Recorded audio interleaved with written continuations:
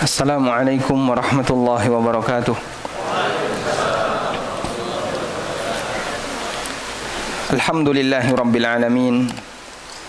Wassalatu wassalamu ala ashrafil mursalin Nabiyyina wa maulana Muhammadin wa ala alihi wa sahbihi ajma'in. Wa ashhadu an la ilaha illallah wahdahu la syarika lah. Wa ashhadu anna Muhammadan abduhu wa rasuluh. Salawatu Rabbi wa salamu alaihi wa ala alihi wa ashabihi wa man sara ala nahjihi wa stanna bi sunnatihi ila yaumiddin. Alhamdulillah, kita bersyukur kepada Allah Subhanahu wa taala.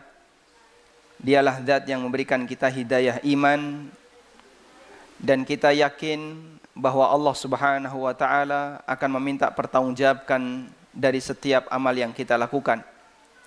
Termasuk jangan sampai kita mengambil hak orang lain. Di antaranya adalah pada saat kita menjadi seorang karyawan, di mana waktunya telah dibeli oleh pihak perusahaan tempat kita bekerja atau instansi tempat kita bekerja. Dan itu yang melatar belakangi panitia meminta saya untuk menyampaikan materi jam karet. Jadi judul ini bukan dari saya, Bapak Ibu.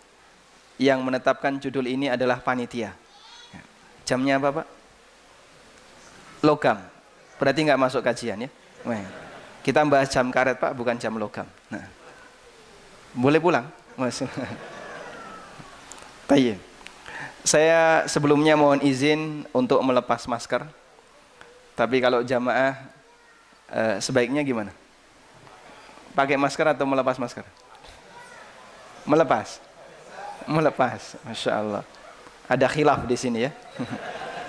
Ada yang pro melepas masker, ada yang pro memakai masker.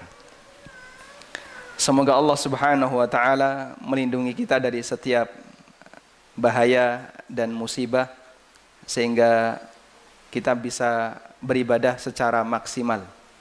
Tayyib. Ulama sepakat bahwa memakai masker ketika salat hukumnya makruh. Hadza bil ijma'. Ini dengan sepakatan ulama. Dan ada kaidah yang mengatakan al-karahatu 'indal hajah sara mubahan. Sesuatu yang makruh ketika di situ ada hajat, ada kebutuhan, statusnya menjadi mubah. Sebagaimana sesuatu yang haram ketika ada unsur darurat, statusnya jadi mubah. Jadi haram menjadi mubah jika latar belakangnya darurat. Kalau makruh menjadi mubah jika latar belakangnya hajat, kebutuhan. Dan hajat dengan darurat itu lebih ringan.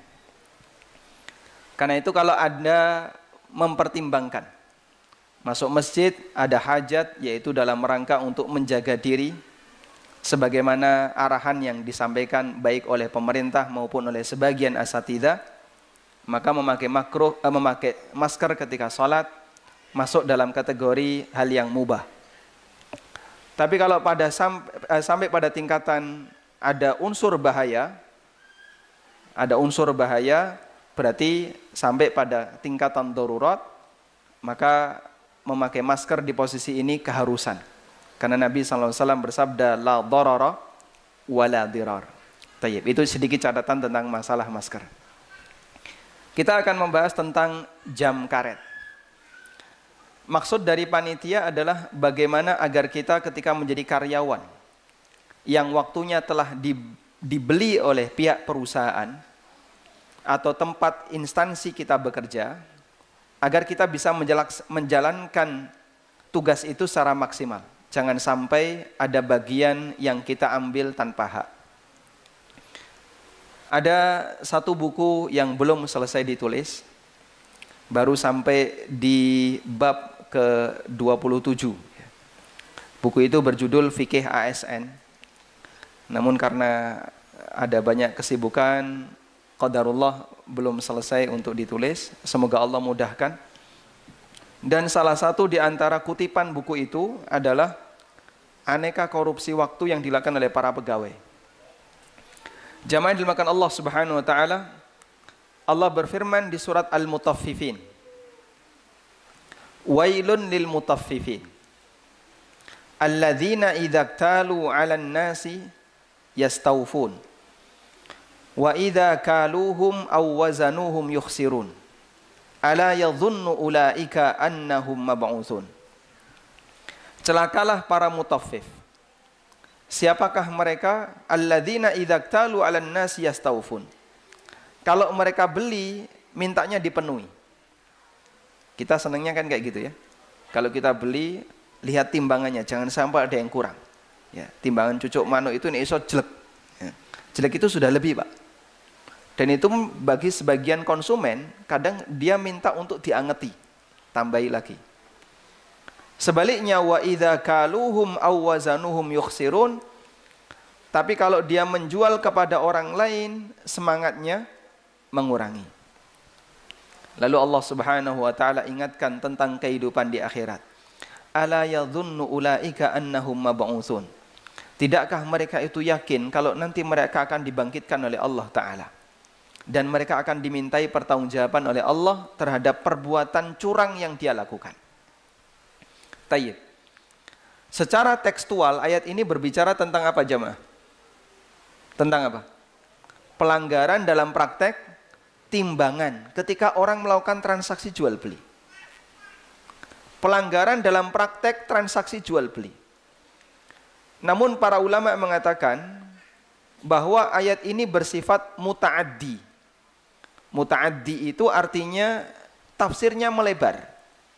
Sehingga mencakup semua transaksi yang dilakukan oleh sesama manusia yang melibatkan hak dan kewajiban.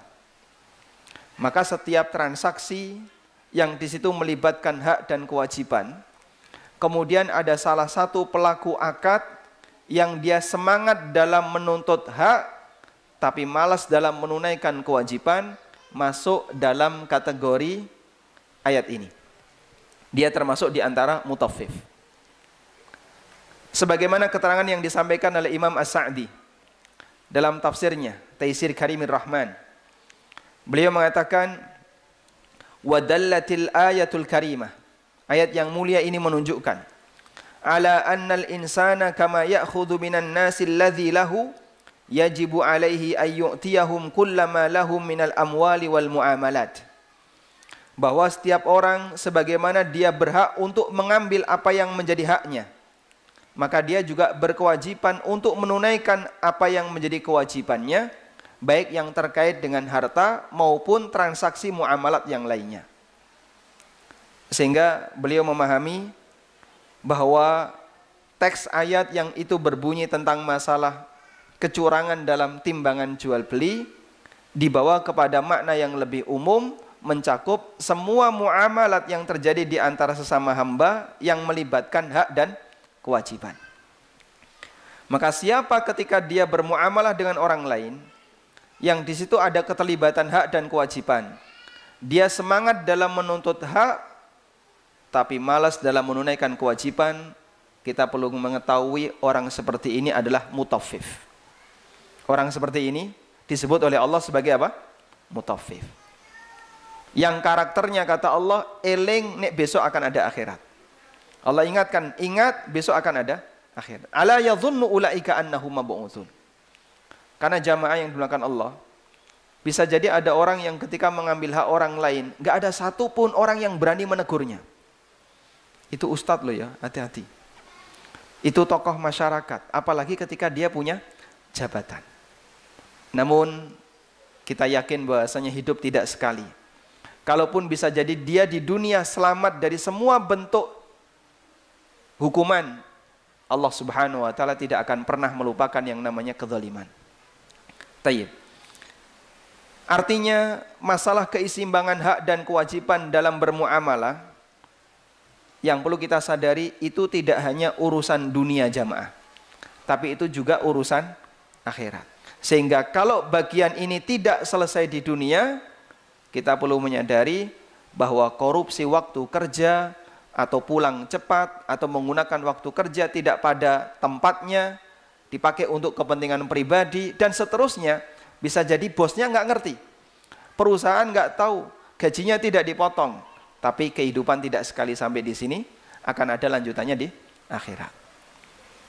Kesadaran seperti ini layak untuk kita bangun, agar kemudian kita semakin hati-hati dalam bermuamalah dengan orang lain. Ada kaidah yang mengatakan haqqul makhluki yubna alal masyahah wa haqqul khaliqi yubna alas samahah.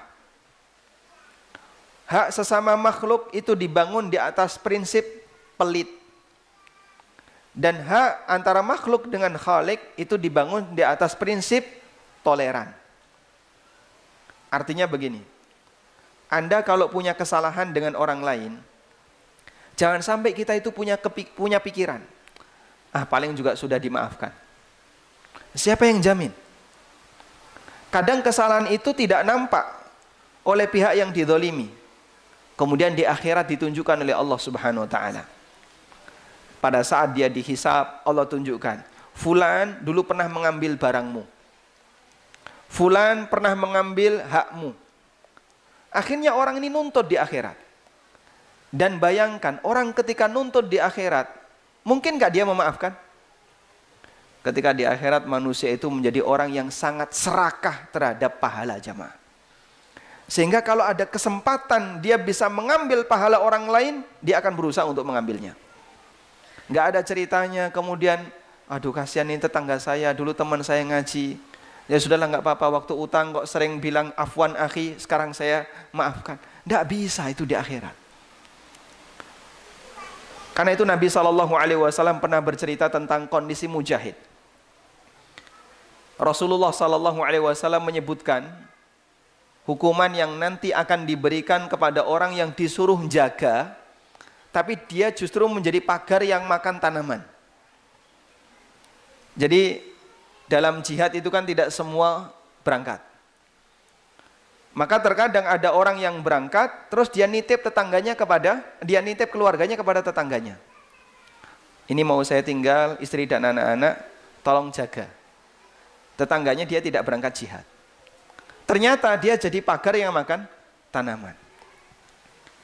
Maka pada saat mujahid ini, baik dia mati, dia pulang dalam kondisi hidup, atau dia mati di medan jihad, dan keluarganya dikondisikan seperti ini, diberlakukan seperti ini, kata Rasulullah SAW, Allah akan hadapkan dua orang ini di akhirat. Kemudian Allah Subhanahu wa taala izinkan kepada mujahid ini untuk mengambil apapun yang mau diambil dari tetangganya. Kemudian Nabi SAW mengatakan, fama dhannukum, kira-kira apa bayangan kalian? Yang itu kata para ulama, di akhirat itu orang menjadi manusia yang sangat serakah terhadap pahala. Sehingga jangan dibayangkan orang itu kemudian jadi toleran. Saya maafkan. Itu di dunia jamaah. Ketika di akhirat mereka menjadi manusia yang sangat serakah terhadap pahala.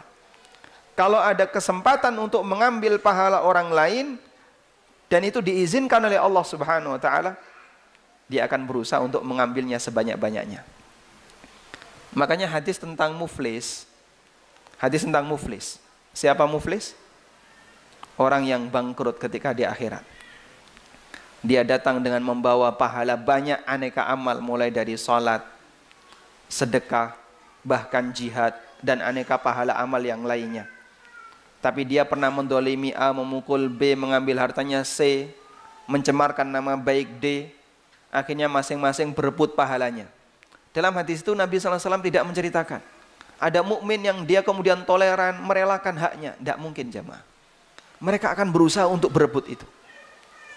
Sehingga jangankan teman, keluarga saja ditinggal. Yauma yafirrul mar'u min akhi wa ummihi wa abi wa sahibatihi wa bani. Likulli imri'in minhum yauma idzin sya'nu yughni.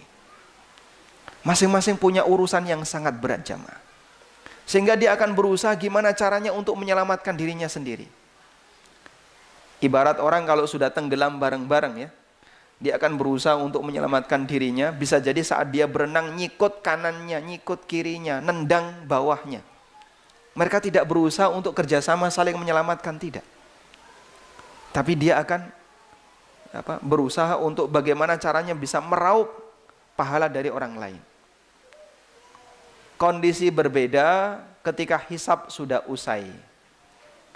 pada saat ada sebagian kaum muslimin yang diselamatkan oleh Allah dari neraka, lalu dia dimasukkan ke dalam surga, di saat itulah keinginan untuk menolong kawannya mulai muncul, sehingga terjadilah syafaat antara sama mukmin dengan mukmin yang lain.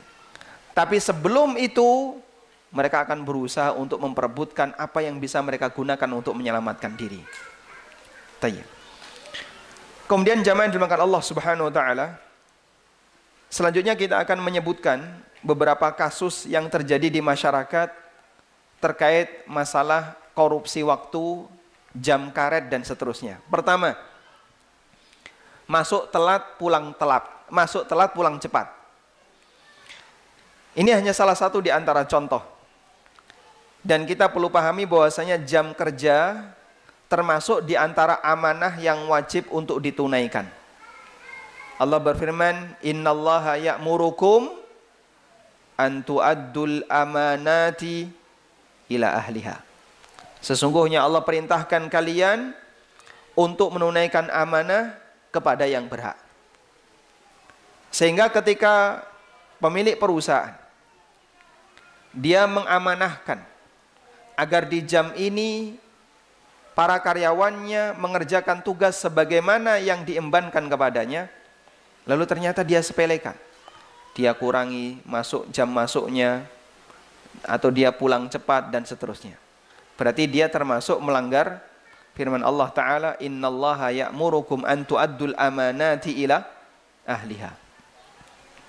Jamaah yang dimuliakan Allah, ada negara yang dia negara kafir tapi sangat menjaga amanah. Contohnya mana? Jepang. Dan itu sudah jadi misal, sudah jadi standar. Saya pernah ketemu dengan orang Libya ya, yang dia belajar di Jepang. Kemudian waktu itu dia ngobrol dengan temannya, lalu saya gabung, dan dia bilang kayaknya di negara ini tinggal satu yang kurang, iman. Karena untuk semua praktek kehidupannya dalam masalah muamalah, Masya Allah, mereka itu sangat teratur. Sehingga dia yang tinggal di situ memuji kebiasaan yang dilakukan oleh orang-orang Jepang. Jamaah yang dimuliakan Allah, bagi muslim menunaikan amanah termasuk dalam waktu kerja itu bagian dari ibadah. Karena Allah yang perintah.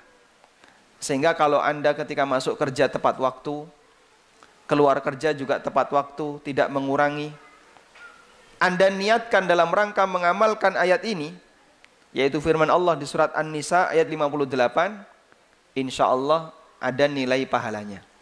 Karena berarti di sini ada bentuk al-imtithal bi awamirillah, nurut terhadap perintah Allah Ta'ala.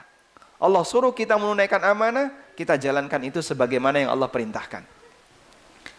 Sehingga pembeda antara mukmin dengan kafir dalam masalah akhlak baik, kafir ketika berakhlak mulia dapat pahala enggak jemaah? Dapat pahala enggak? Sepeser pun tidak menambah kebaikan mereka, selain pujian di dunia. Tapi bagi seorang mukmin ketika dia punya akhlak yang mulia, kemudian dia niatkan itu dalam rangka untuk mengikuti perintah Allah atau sunnah Nabi Sallallahu Alaihi Wasallam, maka mukmin ini akan mendapatkan tambahan pahala. Sehingga kita punya kelebihan jamaah. Cuman sangat disayangkan ya, praktek menjaga amanah seperti ini di negara Islam tidak lebih baik dibandingkan yang terjadi di negara kafir.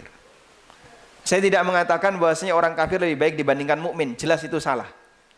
Imam tadi sudah menegaskan orang kafir itu disebut dengan apa? Rakaat pertama imam baca apa Pak? Surat Al-Bayyinah. Alhamdulillah masih ingat ya? Ya. Jangan sampai jawabannya rakaat pertama imam baca surat Al-Fatihah. Tafadhal, taqaddam, silakan agak maju. Ya. Baik, rakaat pertama imam membaca Al-Bayyinah. Dan Allah menegaskan bahwa orang-orang kafir adalah syarrul bariyah. Orang mukmin khairul bariyah. Punya anak kembar jangan dikasih nama seperti ini ya. Yang satu khairul bariyah, yang satu syarrul bariyah.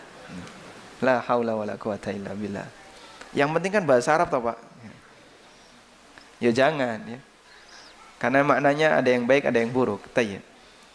Ketika orang kafir disebut sebagai syarrul bariyah, tidak bisa kita bandingkan dengan mukmin. Maka saya tidak mengatakan orang kafir lebih baik dibandingkan mukmin. Namun yang saya sampaikan, praktek di negara Islam dalam masalah menjaga amanah tidak lebih baik dibandingkan di negara kafir. Dan tentu kita berharap semoga seperti ini bisa diperbaiki dengan baik. Saya tidak berbicara hanya di Indonesia, termasuk juga di daerah yang lain. Di Timur Tengah juga punya masalah yang sama. Di daerah Saudi, kemudian negara-negara sekitarnya, mereka juga punya masalah yang sama. Dan para ulama banyak menerbitkan fatwa untuk menjaga hak seperti ini, jangan sampai itu disepelekan. Tayyib. Jamaah yang dimuliakan Allah Subhanahu wa taala, Al-Hafidz Ibnu Katsir rahimahullah ketika menjelaskan firman Allah, innallaha ya'murukum an tu'addul amanati ila ahliha. Beliau mengatakan, coba kita simak penjelasan Ibnu Katsir. Wa hadza ya'ummu jami'al amanati al-wajibati 'alal insan. Ayat ini mencakup semua bentuk amanah yang menjadi kewajiban manusia. Baik terkait hak Allah kepada hambanya, seperti sholat 5 waktu, membayar zakat, itu juga amanah. Maka Allah Subhanahu wa taala perintahkan, innallaha ya'murukum an tu'addul amanati ila ahliha. Di antara maknanya adalah laksanakan amanah yang telah diberikan oleh Allah kepadamu. Salat 5 waktu, kewajiban bayar zakat, puasa pada bulan Ramadan, termasuk juga kewajiban-kewajiban yang lainnya. Wa min huquqil ibadi ba'duhum 'ala ba'd. Termasuk juga hak sesama hamba antar satu dengan yang lain, seperti barang titipan atau amanah yang lainnya, min ghairi tila'i bayyinatin 'ala dzalik. Yang itu dilakukan ya, tanpa harus kemudian memperhatikan bayyinah, ya, memperhatikan bukti di sana. Artinya selama kita sudah menunaikan amanah, maka kita sudah dianggap telah menjalankan ayat ini. Fa'amarallahu azza wa jalla bi'adaiha. Allah perintahkan untuk menunaikannya. Faman lam yaf'al dzalika fid dunya ukhidha minhu dzalika yaumal qiyamah. Maka siapa yang tidak menunaikan ini di dunia, kelak nantinya di yaumil akhir Allah akan menghukumnya. Waliyadzubillah, jangan sampai itu terjadi pada diri kita yang sudah sadar akan pentingnya menjalankan amanah. Tayyib. Selanjutnya jamaah yang dimuliakan Allah, tadi sudah kita sampaikan ya, bahwa PR dalam masalah pelanggaran jam kerja itu tidak hanya terjadi di Indonesia, termasuk juga terjadi di negara-negara Timur Tengah. Meskipun di saat yang sama, Masya Allah, para ulama itu sudah banyak memberikan fatwa dan penekanan agar jangan sampai melakukan pelanggaran dalam masalah ini. Di sini saya sebutkan beberapa fatwa yang disampaikan oleh para ulama. Nah, yang pertama, fatwa yang disampaikan oleh Imam Ibnu Utsaimin tentang karyawan yang keluar sebelum jam kerja berakhir. Beliau mengatakan, la yahillu limuwadzaf ay yakhruja qabla intiha'id dawam.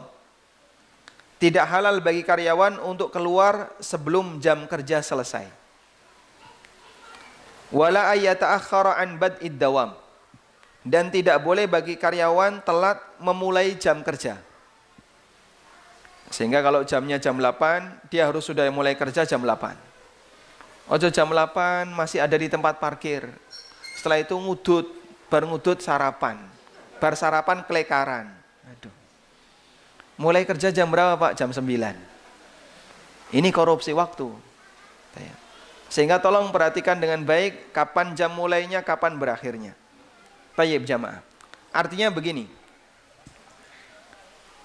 Kita kalau berbicara tentang sebuah hukum, maka yang dilihat apa? Yang dilihat adalah aturan dan arahan yang disampaikan oleh para pemimpinnya. Bukan melihat praktek. Sehingga kalau di tengah kaum muslimin banyak praktek pelanggaran terhadap amanah, Apakah berarti bahwasanya Islam melegalkan hal itu? Tidak. Terus apa buktinya kalau Islam tidak melegalkan hal itu? Ada banyak aturan di mana syariat mewajibkan orang menunaikan amanah. Fatwa para ulama juga melimpah tentang bagaimana mereka menekankan agar kaum muslimin menunaikan amanah. Kalau ada pelanggaran yang banyak terjadi di kalangan kaum muslimin, maka kesalahan itu tidak boleh dikembalikan kepada agamanya. Karena begini jamaah, banyak orang menilai miring terhadap Islam gara-garanya adalah perbuatan umatnya. Makanya sampai ada istilah yang mengatakan al-Islamu mahjubun bil muslimin. Indahnya Islam itu tertutupi dengan tingkahnya kaum muslimin. Sehingga kelakuan kaum muslimin yang tidak sejalan dengan syariat sampai membuat orang kafir itu jadi nggak percaya sama Islam, sama kaum muslimin. Ya. Gimana kamu mau percaya? Di sini orang Islam banyak menipu. Di sini orang Islam banyak tidak menjalankan amanah. Di sini mereka tidak komitmen dengan perjanjian dan seterusnya. Padahal Allah Subhanahu wa taala sudah perintahkan agar kita menjalankan amanah, agar kita memenuhi akad. Ya ayyuhalladzina amanu aufu bil uqud. Wahai orang-orang yang beriman, penuhilah akad. Maka kita sampaikan, Anda bolehlah menilai miring terhadap perbuatan kaum muslimin. Tapi itu pelanggaran yang tidak boleh dikembalikan kepada ajaran. Karena kaum muslimin telah diberi oleh Allah Subhanahu wa taala berbagai macam aturan, dan fatwa para ulama juga banyak sekali yang menekankan agar kita menunaikan amanah dengan benar. Sehingga kalau masih ada pelanggaran, itu kembali kepada kesalahan individu, bukan karena kesalahan ajaran. Tayyib. Dan ini juga berlaku untuk kasus yang lain jamaah. Termasuk misalnya dalam masalah menjaga kehormatan darah, menjaga kehormatan harta, dan tidak boleh merusak fasilitas umum dan seterusnya. Dalil dalam Islam cukup banyak. Sehingga Islam tidak merestui semua bentuk terorisme. Islam tidak merestui segala bentuk pelanggaran hak kepada orang lain tanpa alasan yang benar dan semua turunannya. Kalaupun ada kesalahan yang dilakukan oleh penganutnya, tidak boleh dikembalikan kepada ajarannya. Nah, kita lanjutkan. Selanjutnya fatwa lajnah tentang karyawan yang meninggalkan jam kerja untuk membeli sesuatu tanpa izin. Keluar kantor, ya, misalnya beli makanan atau beli yang lainnya tanpa izin dari atasan. Di sini ada fatwa lajnah daimah. Dalam fatwa lajnah daimah dinyatakan khurujul muwadzafi athna'a amalihi lil bai'i wasyira'i la yajuz. Karyawan yang keluar di tengah jam kerja untuk membeli sesuatu atau menjual sesuatu hukumnya nggak boleh. Baik itu mendapatkan izin min qibalil mas'uli an amalihi amla. Baik dapat izin dari atasannya ataukah tidak dapat izin. Sehingga kalau lajnah cukup keras di sini.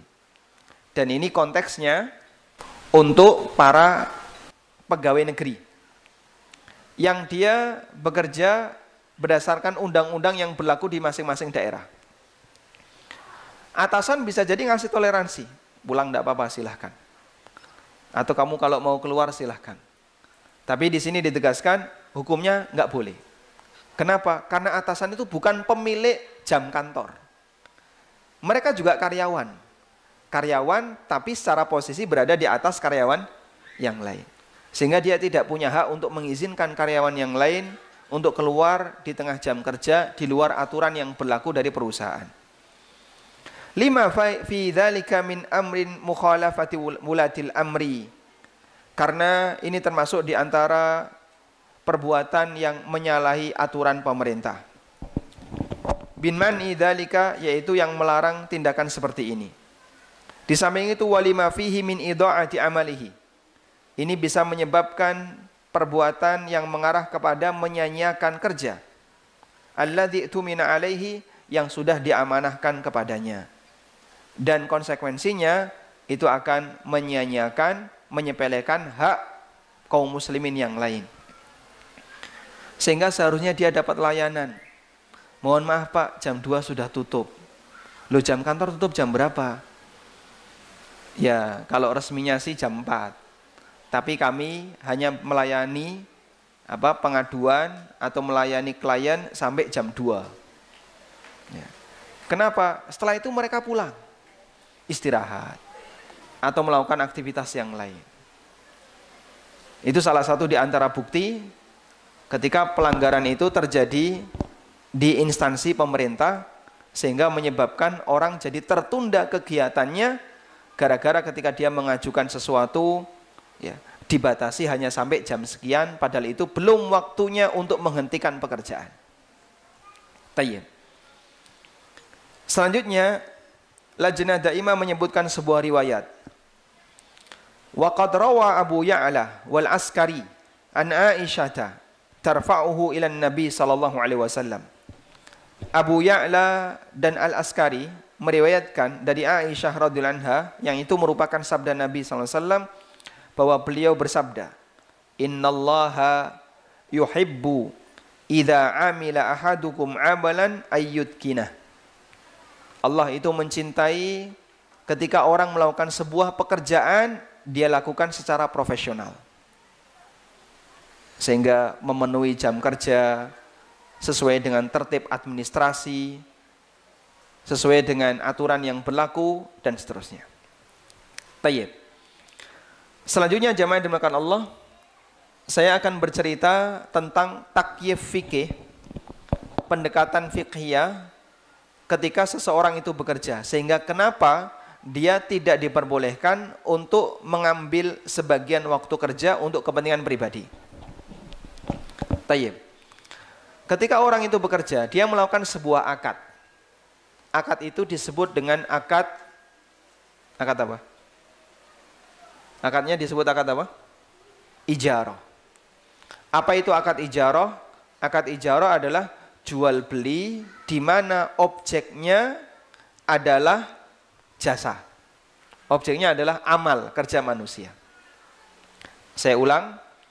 Akad ijarah adalah akad di mana objeknya adalah amal atau kerja manusia. Sudah? Akad ijarah itu ada dua. Yang pertama, ijarah ammah, dan yang kedua, ijarah khassah. Saya ulang ya. Akad ijarah itu ada dua. Yang pertama apa tadi? Ijarah ammah. Yang kedua, khassah. Ammah artinya apa Pak? Umum, luas. Khassah artinya khusus. Tayyib. Ijaratul ammah, akad ijarah yang bersifat umum, adalah akad di mana ajir itu orang yang menjual jasa. Karyawan itu ajir. Kemudian penjahit yang jual jasa jahit itu namanya ajir. Yang meminta jasa namanya mustajir. Akadnya ijarah, subjeknya namanya ajir dan mustajir. Kalau saya mempekerjakan A, berarti posisi saya sebagai apa? Sebagai mustajir. A sebagai apa? Ajir.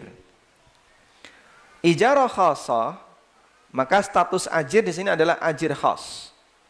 Ajir khas adalah ajir ammah. Kita bahas ammah dulu ya. Ijarah ammah, maka status ajir di sini adalah ajir am. Ajir am adalah orang yang menjual jasa dan dia boleh melayani banyak klien dalam waktu yang sama. Saya ulang. Yang dimaksud dengan ajir am adalah orang yang menjual jasa di mana dia boleh melayani klien dalam waktu yang sama. Contohnya Pak? Contoh ya. Penjahit. Yang paling gampang ya. Ada orang datang ke penjahit, dia bawa kain. Pas, tolong buatkan baju seperti ini. Ukurannya kayak gini. Akhirnya dimeteri, kemudian dicatat. Pulang. Bayar berapa? Ya ini kalau mau cepat 1 bulan 100.000. Kalau 1 tahun ya 50.000 nggak apa-apa. Ya. Ya, ada perbedaan harga karena kecepatan. Boleh nggak kayak gitu? Boleh, nggak apa-apa ya. Tayyib. Di saat yang sama, 5 menit berikutnya datang konsumen yang kedua, minta dijahitkan baju. 3 menit berikutnya datang konsumen 3.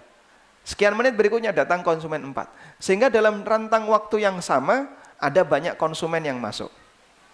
Ajir am berhak untuk melayani mereka semua. Dalam waktu yang sama. Ya. Yang penting dia bisa memastikan antara satu klien dengan klien yang lain tidak tabrakan dalam menikmati hasil. Sehingga orang yang pertama dijanjikan sepekan. Datang orang yang kedua dijanjikan 2 pekan. Padahal selisih waktunya cuma 5 menit. Yang satunya terlambat karena mau paban. Pada waktu datang ya. Gara-gara selisih 5 menit, jadi pakaiannya tertunda 1 pekan. Mungkin nggak seperti ini? Mungkin. Dan itu diperbolehkan. Karena ijarahnya adalah ijarah ammah. Sudah? Nah, ijarah ammah di sini punya kelonggaran waktu. Dia mau bekerja kapanpun silahkan. Yang penting dia harus penuhi sesuai dengan kesepakatan. Di tanggal sekian barang akan jadi. Sebagaimana yang dia sepakati. Kalau tidak, maka dia melakukan wan prestasi. Sehingga nanti boleh ada kesepakatan denda disebabkan wan prestasi. Yang disebut oleh para ulama dengan asyartul jazai. Anda pesan seragam, seragam itu mau Anda gunakan untuk acara walimah tanggal 1 Juli. Maka Anda pesan di bulan ini harus jadi di tanggal 29 Juni. Agar 1 Juli bisa dipakai. Ternyata telat, tanggal 2 Juli baru jadi. Konsumen berhak untuk meminta denda wan prestasi. Yang itu disebut oleh para ulama dengan asyartu al-jazai. Ini berlaku untuk ijarah ammah. Tayyib, bisa dipahami insyaallah? Tayyib. Selanjutnya kita beralih ke ijarah khasah. Status yang bekerja disebut dengan ajir khas. Disebut dengan ajir khas. Ajir khas adalah seorang ajir penjual jasa di mana saat dia melayani mustajir satu, dia tidak boleh melayani mustajir yang lain. Di saat dia melayani satu klien, dia tidak boleh melayani klien yang lain. Supir itu ajir khas atau am? Khas atau am? Ya? Khas atau am? Tergantung ya. Kalau dia supir angkot, ya, dari Trawas sampai Jombang, supir bis, Surabaya, Jogja, dia bisa melayani banyak klien di waktu yang sama. Maka status dia apa? Am. Tapi kalau dia supir pribadi atau taksi pribadi, maka saat dia melayani satu klien, dia tidak boleh melayani klien yang lain. Sudah? Nah, ajir seperti ini adalah ajir khas. Tayyib. Kalau saya menjadi karyawan sebuah perusahaan atau ada orang jadi ASN sehingga dia bekerja di sebuah instansi pemerintahan, status orang ini ajir am atau khas? Am atau khas? Khas. Sehingga kita bisa lihat dalam praktek ijarah khasah di mana orang yang bekerja itu statusnya ajir khas, maka orang ini dibeli waktunya. Orang ini hakikatnya apa? Dibeli waktunya. Tayyib. Ciri ajir khas, ya, yang dia dibeli waktunya, dia tidak bertanggung jawab terhadap hasil. Tapi dia bertanggung jawab terhadap kehadiran dan unit pekerjaan. Saya ulang ya. Ajir khas itu tidak bertanggung jawab terhadap hasil, tapi bertanggung jawab terhadap kehadiran dan unit pekerjaan dan tugas. Sehingga dia harus hadir di waktu yang ditetapkan. dan menjalankan tugas sebagaimana yang dibebankan kepadanya. Karena itu kalau misalnya dalam satu kejadian, ada orang yang baru buka warung. Saat buka, umumnya sepi ya, kecuali kalau digratiskan. Saat pertama kali buka, dia sudah meng-hire beberapa karyawan. Ada 10 karyawan yang kerja di situ. Seharian nggak ada satupun orang yang makan di situ. Ada orang yang mampir di tempat parkirnya, saat turun salah alamat ternyata, pergi dia. Ya, karyawannya wis seneng, udah ada satu klien, ternyata PHP hilang. Tayyib. Sehingga bisa jadi dalam satu hari itu dia nggak ada pekerjaan sama sekali. Mau nunggu sambil ngantuk-ngantuk, bahkan kadang tertidur. Sudah? Bahkan dalam rentang 1 bulan dia jarang bekerja karena tidak ada yang dilayani. Apakah orang seperti ini tetap dapat gaji? Tetap dapat gaji atau tidak? Kenapa? Tanggung jawab dia selama dia masuk tepat waktu dan dia pulang tepat waktu, menjalankan tugas sebagaimana yang diberikan, maka dia sudah dianggap telah menjalankan tugasnya. Terlepas apakah ada hasil atau tidak. Mafhum insyaallah? Tayyib. Ja'al isya. Kita adzan dulu. Nah, wassallallahu ala nabiyyina Muhammadin wa ala alihi wa sahbihi wasallam. Tayyib, kita lanjutkan.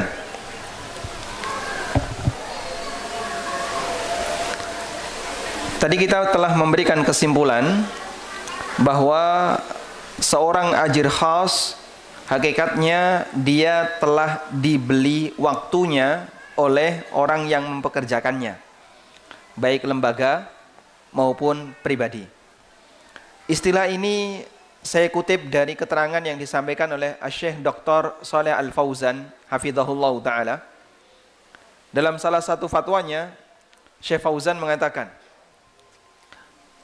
anna waqtal dawam milkun lil amal wa laysa milkan lahu li'annahu qad ishtara minhu hadzal waqta birratib alladhi yastalimuhu.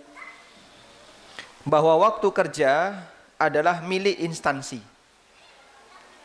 Kata Syekh Fauzan, waktu kerja adalah milik instansi. Wa laysa milkan lahu, dan bukan milik pribadinya.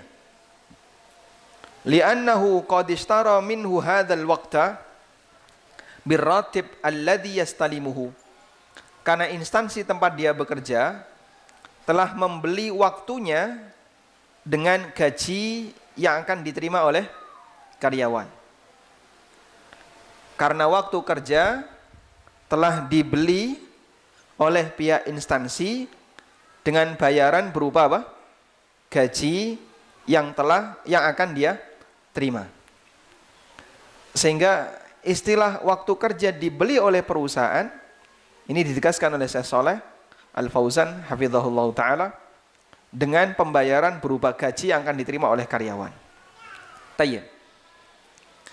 Fala yajuzu lahu ayyabkhasa syai'an minal waqti.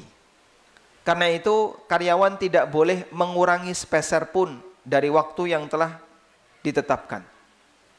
Lima salihil khassah illa bi'udhrin yukirruhun nadzam al-wadhifi. Illa bi'udhrin yukirruhun nizam al-wadhifi. Karena itu tidak boleh dia kurangi waktu kerja untuk kepentingan pribadi, kecuali jika dia punya udzur yang udzur itu dibenarkan oleh undang-undang kepegawaian. Jadi batasannya sampai harus ada aturan dan perundangan tentang kepegawaian di mana karyawan itu atau pegawai itu boleh misalnya meninggalkan pekerjaan di jam kerja. Tayyib. Ada sebuah tradisi ya, yang itu terjadi di masyarakat kita. ASN kalau ada tetangganya yang meninggal atau ada kerabatnya yang meninggal, biasanya gimana Pak? Hah? Setengah hari Pak. Setengah hari. Bahkan saya pernah dengar ya, teman-teman tuh gembira kalau ada salah satu kerabat sesama ASN yang meninggal. Seneng. Karena jadinya kerjanya setengah hari. Dia izin takziah, bar takziah gak balik ning kantor, mulai. Setelah selesai takziah, selesai pemakaman biasanya jam 11. Setengah 12 sudah selesai. itu nggak balik ke kantor. Kemana? Pulang. Karena tadi sudah izin. Subhanallah. Padahal masih memungkinkan bagi mereka untuk balik. Tanya. Boleh nggak seperti ini dilakukan? Jawaban beliau, kalau ada undang-undangnya silahkan. Sehingga itu harus diatur oleh undang-undang. Artinya apa? Itu bukan haknya atasan, tapi itu adalah hak negara. Dan kalau sudah berbicara hak negara, maka itu harus ada payung hukumnya, yaitu harus ada undang-undangnya. Kalau tidak ada undang-undangnya, pada asalnya seperti ini tidak diperbolehkan. Tayyib. Kemudian bagaimana kalau tadi ya tidak ada pekerjaan sama sekali, sehingga dia masuk kantor karena kantor itu baru, tidak ada layanan yang dia berikan, mengingat tidak ada klien satupun yang membutuhkan layanan. Apakah dia berhak untuk mendapatkan gaji? Ada sebuah buku Durarul Hukam, Syarah fi Syarhi Majalitil Ahkam. Ini buku fikih mazhab Hanafiyah. Dalam buku itu dinyatakan, al-ajiru yastahiqqul ujrah idza kana fi muddatil ijarati hadiran lil amal wa la yushratu amaluhu bil fi'li. Seorang karyawan, dia berhak untuk mendapatkan gaji selama di rentang waktu kerja dia hadir. Dia hadir untuk bekerja. Dan tidak disyaratkan harus ada pekerjaan. Yang penting pokoknya dia hadir untuk kerja, tidak disyaratkan harus ada pekerjaan. Lalu apa makna hadir untuk kerja? Beliau menjelaskan, penulis mengatakan, wa makna kauni hadiranil amal, dan makna dia hadir untuk kerja adalah ayyuslima nafsahu lil amal. Dia siaga, menyediakan dirinya siap untuk dipekerjakan. Saya hadir di sini dan saya siap untuk menerima tugas. Berarti dia hadir untuk apa? Kerja. Di saat yang sama dia berhak untuk dapat gaji, baik ada pekerjaan maupun tidak ada pekerjaan. Warung yang baru tadi meng-hire 10 karyawan. Mereka datang tepat waktu, jam 8 datang, jam 4 pulang. Selama rentang sekian waktu nggak ada pekerjaan, tapi dia siaga di warung. Maka yang seperti ini berhak untuk dapat apa? Berhak dapat gaji. Baik. Kemudian ada permasalahan jemaah. Kalau misalnya kita sebagai pemilik perusahaan, tentu akan perhitungan ya. Ini kalau saya langsung meng-hire banyak orang, kemudian mereka dapat gaji tetap per bulan, sementara belum ada pekerjaan, saya rugi dalam waktu awal ketika tidak ada layanan. Boleh nggak misalnya dibuat ketetapan seperti ini? Kita membuat perjanjian dengan karyawan, kamu nanti bekerja untuk 3 bulan yang pertama kita bagi hasil. Sehingga kamu akan saya kasih gaji berdasarkan perolehan. Nanti dapatnya berapa, kamu saya kasih 70%, saya 30%. Sudah? Selama 3 bulan pertama. Selanjutnya, nanti kamu gaji per bulan sekian juta, flat, tiap bulan. Akan ada kenaikan di akhir tahun. Boleh nggak seperti itu? Boleh atau tidak? Ya? Boleh nggak? Boleh ya? Kenapa boleh Pak? Ada perjanjian di awal. Tayyib. Saya pernah mendengar salah satu pengusaha seperti itu. Beliau pengusaha fotokopi. Jadi beliau ketika membuka fotokopi di awal-awal, karena baru pengenalan, mungkin kliennya sedikit, karyawannya itu digaji pakai persenan. Ya, dikasih sekian persen ya, selama sekian bulan. Kemudian setelah dirasa sudah cukup rame, banyak dikenal, akhirnya gajinya ditetapkan bulanan. Karena kalau persenan ya tekor dia, pasti rugi. Terlalu gede. Kemudian gajinya ditetapkan bulanan. Nah itu boleh ataukah tidak? Alhamdulillah setelah mencari-cari, ada nggak keterangan ulama tentang itu, ketemu di Ma'ayir Syariah. Al-Ma'ayir Syariah, Juklak Perbankan Syariah Internasional yang diterbitkan oleh AOIV yang berkantor pusat di Bahrain. Ada keterangan tentang itu. Bahwa boleh gaji yang diberikan kepada karyawan itu berdasarkan persentase hasil. Sehingga dalam tahap awal itu bisa dilakukan. Ya, misalnya bekerja di bulan pertama, nanti kamu saya kasih 10% dari hasil. Kalau ternyata 1 bulan nggak ada satupun klien yang dilayani, sehingga nggak ada pemasukan, ya dia nggak dapat apa-apa. Ya. Wah, terus nanti nafkah dia gimana? Itu masalah kebijakan pribadi antara dia dengan pemilik perusahaan. Mungkin dia utang dulu atau bagaimana. Tapi secara hukum seperti ini boleh asal ada perjanjian di awal. Dan boleh pula persenan itu dijadikan sebagai bonus. Warung Padang ya. Yang dia mempekerjakan karyawan, ada gaji tetap per bulan sekian juta. Di saat yang sama, pemilik warung juga memberikan bonus. Nanti kalau omsetnya senilai 10 juta per hari, kamu saya kasih bonus misalnya 5% sebagai motivasi. Ya. Boleh atau tidak kayak gini? Boleh. Tapi harus ditentukan mana yang utama, mana yang sifatnya bonus. Dan tadi dohirnya yang utama adalah gaji tetap, sementara bonusnya, persentasenya sifatnya tambahan. Dan tambahan di sini kembali kepada kebijakan pemilik perusahaan. Intinya kembalikan kepada kesepakatan. Dan Nabi SAW bersabda, Al-muslimuna ala syurutihim. Setiap muslim harus memenuhi semua kesepakatan yang mereka buat. Nah, ada salah satu kawan KPMI di Yogyakarta ya. Beliau anggota komunitas pengusaha muslim Indonesia di Yogyakarta. Awal buka warung, nggak ada satupun orang yang datang. Sehari itu nggak laku, 2 hari nggak laku. Ya? Sampai akhirnya dia menjanjikan kepada manajer warungnya, nanti kamu tetap dapat gaji tetap plus 10% dari omset. 10% dari omset. Akhirnya dia lakukan branding, sebisa mungkin dilakukan branding, sampai warung ini, kalau Anda datang jam 9, ya, Anda baru bisa dapat layanan jam 11. Antri 2 jam. Saking ramenya. Ya, warung itu dekat dengan rumah saya ya. Sehingga saya nggak berani beli itu saking ramenya. Tapi karena ownernya kenal ya tinggal WA gitu ya. Nggak perlu datang ke sana, nanti tinggal ngambil saja. Tayyib. Saking ramenya. Akhirnya saya tanya, terus gimana itu perjanjian sekian persen? Ya gimana lagi? Sehingga manajernya termasuk orang yang kaya karena warung itu nilainya sangat laris ya. Mungkin Bapak Ibu sudah pernah kenal ya. Sop Iga ya, yang cuma 15.000. Ya sempat viral di medsos barangkali ada. Nah itu yang punya salah satu anggota KPMI. Itu dia pernah membuat perjanjian dengan manajernya, dikasih sekian persen dari omset. Nah sekarang omsetnya ratusan juta per bulan.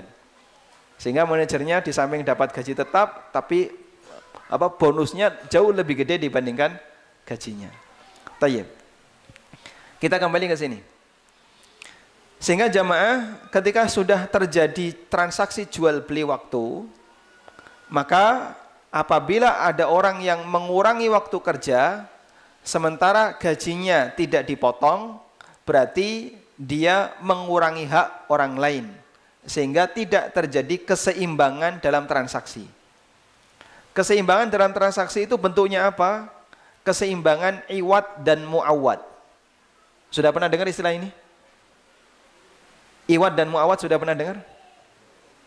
Yang nonton ANB Channel insya Allah sudah tahu ya. Saya sering nyebut ini di kajian. Jadi iwad dan muawad itu adalah keseimbangan dalam akad komersil, akad muawadot. Ada akad yang dikelompokkan oleh para ulama dengan sebutan akad muawadot. Apa itu akad muawadot? Akad komersil. Contohnya apa Pak? Jual beli. Contoh yang lain. Sewa menyewa. Contoh yang lain. Akad salam. Yang lain. Akad istisna. Dan beberapa akad yang lainnya Intinya akad yang bersifat komersil masuk dalam lingkungan akad muawadhat. Sudah? Materinya terlalu berat nggak? Buatan nggih? Buatan, alhamdulillah. Anda nikmati saja ya. Kalau nggak paham ditelan aja. Itu prinsip saya belajar. Gak ngerti pokoknya ditompo sih ya. Semoga 3 tahun berikutnya paham. Loh bener Pak. Saya dulu waktu belajar ya, guru saya bicara, nggak ngerti saya, tapi tak catat. Dan saya nggak ngerti, saya itu nyatet apa nggak ngerti. Pokoknya catat, waton catat, asal catat aja. Alhamdulillah, 3 tahun berikutnya saya buka catatan itu, masya Allah. Di saya kurang ngerti, saya ingin ngerti, alhamdulillah. 4 tahun berikutnya baru paham. Jadi kalau nggak paham jangan ditolak.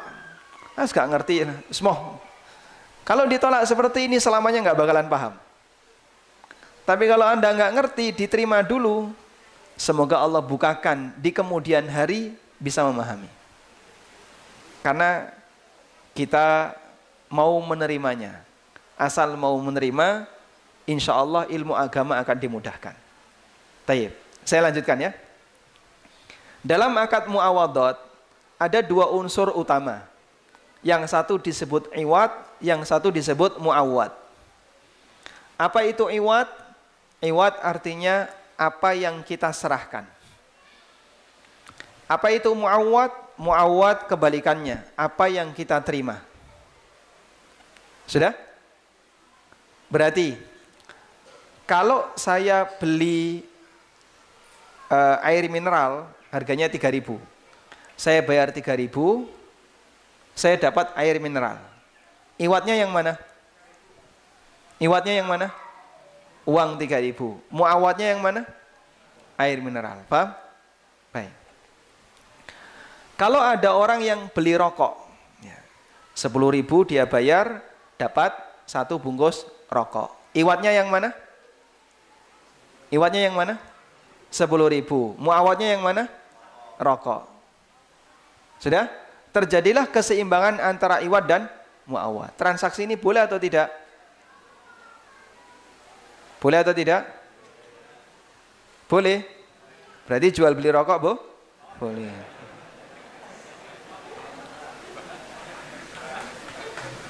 Baik. Ketika terjadi keseimbangan iwat dan muawwad, maka transaksi itu diperbolehkan. Telah memenuhi kriteria transaksi muawadhat. Sudah? Sehingga halal, barangnya halal, uangnya halal. Nah, kalau pembicaraan barangnya haram gimana Pak? Itu pembahasan yang lain. Ya. Sudah? Nah, transaksi ini juga bisa diterapkan, teori ini juga bisa diterapkan dalam akad ijarah. Kalau Anda mempekerjakan orang, lalu dia diminta untuk bekerja selama 1 bulan. Dari jam 8 sampai jam 5, nanti setiap pekan 2 hari libur. Sabtu Ahad. Sehingga 1 pekan dia kerja 5 hari. Sudah? Lalu dia digaji senilai 2 juta per bulan. Iwatnya yang mana? Iwatnya yang mana? 2 juta. Muawatnya apa? Muawatnya apa? Kesediaan karyawan kita untuk bekerja di tempat kita sesuai dengan jam yang ditetapkan. Paham di sini? Sekarang saya bacakan keterangan Imam Ibnu Utsaimin. Kalau muqaddimah ini nggak ngerti, fatwa beliau tidak bisa dipahami ya. Imam Ibnu Utsaimin rahimahullah, ketika beliau ditanya tentang kasus orang yang mengurangi jam kerja, kata beliau, "Adz-dzahir anna hadza la yahtaju ila jawab." Nampaknya pertanyaan semacam ini nggak perlu dijawab. Beliau langsung tegaskan seperti itu ya. Ini jelas pelanggaran hukum. Lalu beliau kasih penjelasan. Li'annal 'iwadha yajibu ayyakuna fi muqabilil muawwad. Karena iwad itu harus berimbang dengan muawwad. Sudah? Anda kalau sudah punya muqaddimah tentang iwad dan muawwad, paham ya? Baik. Sehingga kalau kita sebagai karyawan sudah dibeli waktunya, kamu digaji per bulan 2 juta. Maka kamu mendapatkan iwad. Nah sekarang muawwadmu apa? Kalau muawwadmu kamu kurangi, berarti ini tidak berimbang. 2 juta itu tidak seimbang dengan muawwad yang kau berikan. Fakama annal muwadzafi la yarda antung qasad daulatu min ratibihi syai'an. Sebagaimana ASN itu tidak mau ketika gajinya dikurangi oleh negara, fakadzalika yajibu alla yanqusa min haqqid daulati syai'an. Maka wajib baginya untuk tidak mengurangi hak negara. Fala yajuzu lil insan ayata'akhkhara 'anid dawamir rasmi wala ayataqaddama qabla intihaihi. Maka tidak boleh bagi siapapun untuk telat masuk jam kerja atau dia pulang sebelum selesai jam kerja. Sehingga boleh kasih penjelasan, tidak ada keseimbangan antara iwad dengan muawwad dalam akad ijarah tersebut. Jelas insyaallah jamaah? Baik, alhamdulillah. Kita sampai jam berapa, Pak?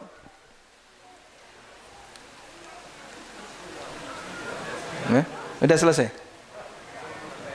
Sampai selesai? Ini ada 5 halaman. Baru 2. Oh baru 6 ya, baru 3. Baik, saya lanjutkan sekarang.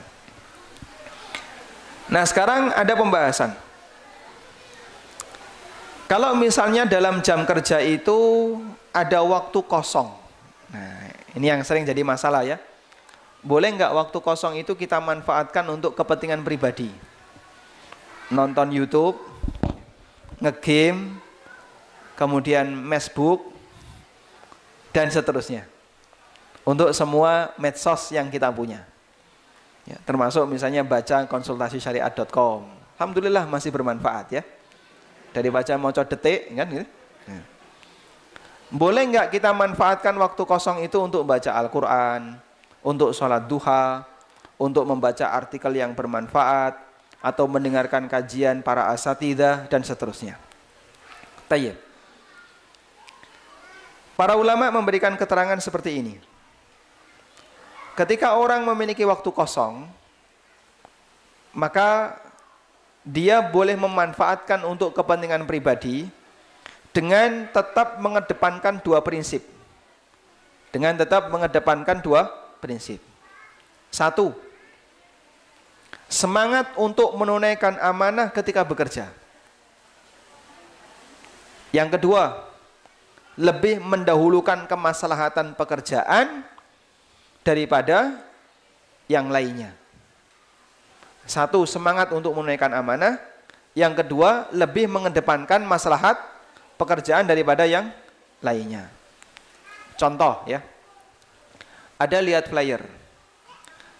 Sebuah flyer kajian, hari Senin besok akan ada kajian online yang diisi oleh Ustadz Syafiq misalnya, atau Ustadz favorit Anda yang lain ya. Pas jam 1 siang, wah ini jam kerja, udah?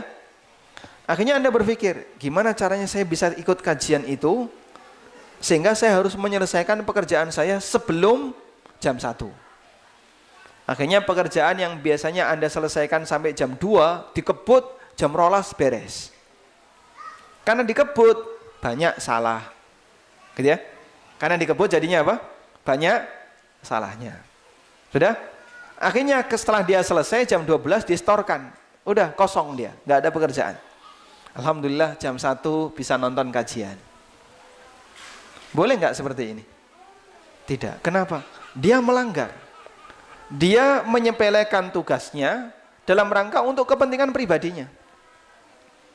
Padahal prinsip yang harus ditekankan di situ apa? Tunaikan amanah dengan semangat.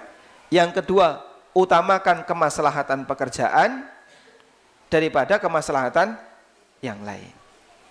Tayyib.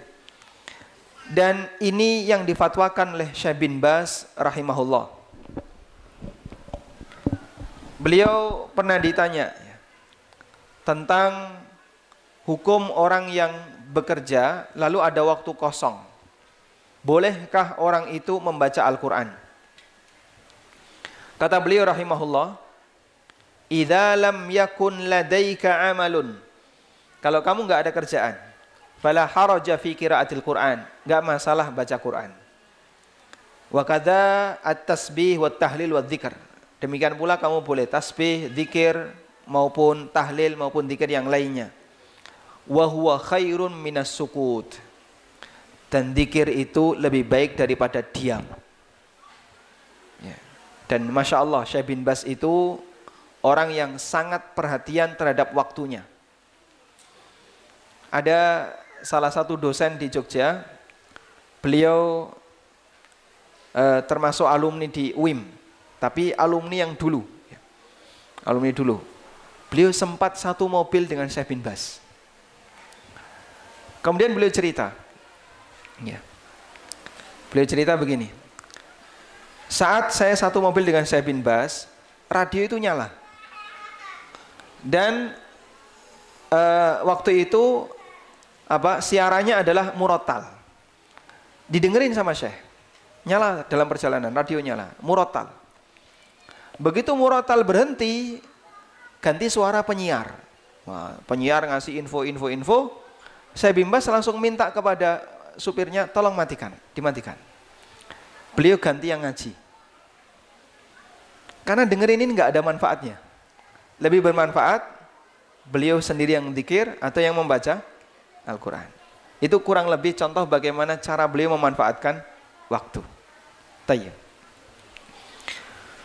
Kemudian beliau mengatakan, melanjutkan keterangannya, amma idza kanatil qira'atu tushghiluka an syai'in yata'allaqu bi'amalika fala yajuzu laka dzalik.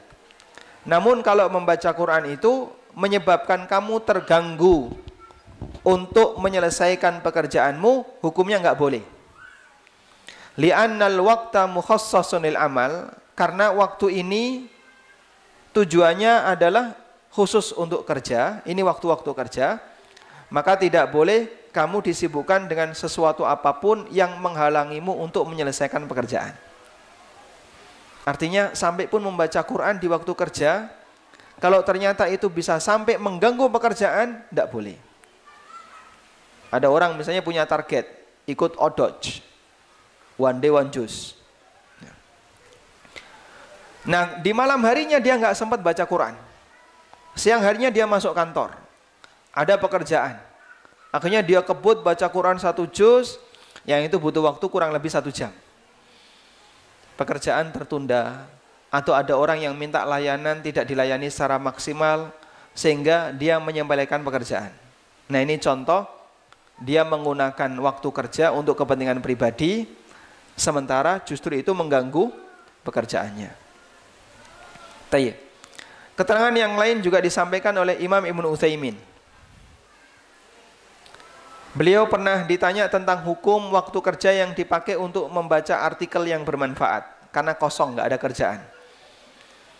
Kata beliau, laisa alai syai', nggak masalah, madama qa'iman bil amali alladhi wukila ilai. Selama dia lakukan pekerjaannya dengan baik, dia selesaikan pekerjaannya dengan baik.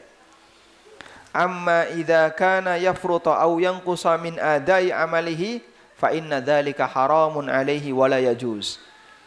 Tapi kalau dia menyepelekan dan bahkan mengurangi sebagian pekerjaannya, maka tindakan itu hukumnya haram, tidak boleh dilakukan.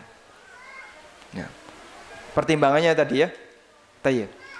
Ada orang yang punya kasus seperti ini. Jam istirahat jam 12 sampai jam 1. Orang kalau nggak tidur siang, bagi sebagian orang pusing kepala dia. Sudah?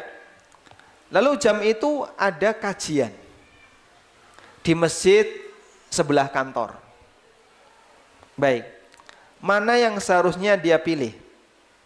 1, menggunakan jam itu untuk makan siang dan tidur siang, ataukah dia ikut kajian yang selesainya jam 1, kemudian ketika dia balik kantor belum makan siang, belum tidur siang. Otomatis dia akan gunakan jam kantor untuk makan siang dan juga tidur siang, padahal ada pekerjaan. Yang dipilih yang mana jemaah? Yang dipilih yang mana? Hah? Gunakan waktu istirahat sesuai dengan fungsinya untuk mendukung pekerjaan. Kecuali kalau Anda bisa ngatur, misalnya makan saat kajian. Boleh enggak? Oh jangan ya, nggak boleh itu. Kecuali kalau Anda bisa ngatur. Misalnya Anda izin meninggalkan kajian 15 menit sebelum selesai.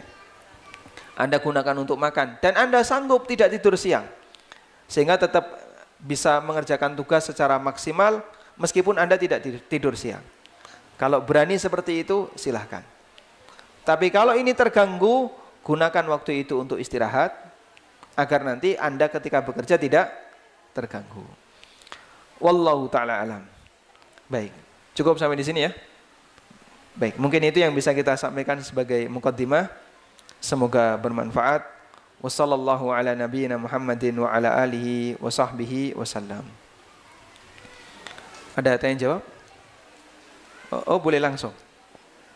Nah, tafadhal, silakan Pak. Istirahat jam 12. Nah. Gimana Pak? Azan duhur setengah 12. Sholat jamaah ataukah ditunda? Atau tetap bekerja? Tayyib. Baik. Kalau duhurnya jam setengah 12, sementara istirahat Anda jam 12, mana yang lebih dilakukan?